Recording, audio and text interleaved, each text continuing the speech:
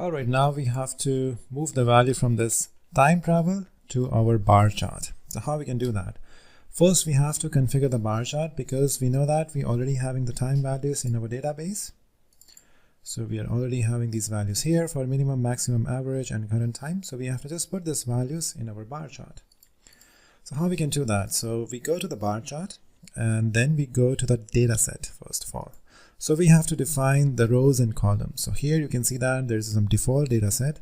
So I will delete these columns because I don't need these. So I will delete all the columns. So now it's empty. Okay, so if I click OK, that's all empty. Oh, it's back again. Wait. Okay, deleting. Okay. Oh, this should change. Anyways, I will define my own data set. Delete and delete. Maybe this is by default. So let's make first column and I will write it as particulars because this is basically a string, position 0, and then I will make another column which is called values, and this will be my double because my time travel is coming as double integer but others are integers, so I will prefer to take the double integer as the high preference. Now I will add some rows. So we have 4 variables: time travel, minimum, maximum, and average. So here it will be current time,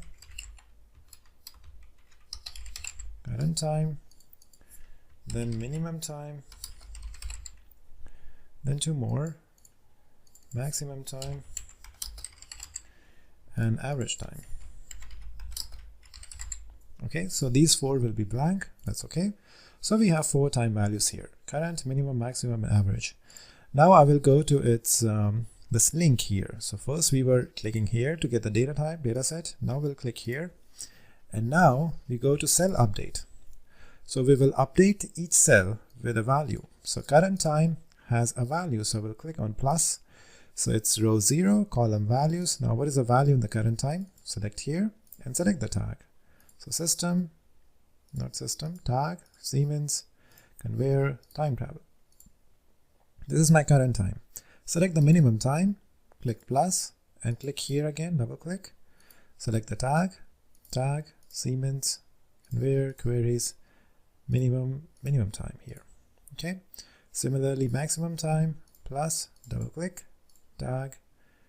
So here we have tag, system, conveyor, queries, and maximum time. And then the last one, average time. So it's the similar step. Average time. So we have 4 times coming here. Click OK.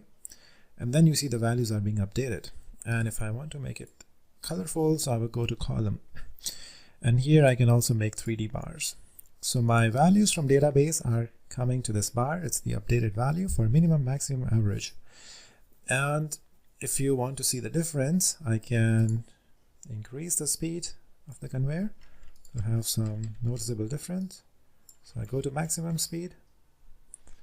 So you will see minimum time decreases because of the speed. Now it will be even lesser because I changed the speed in the midway. So this will be even lesser.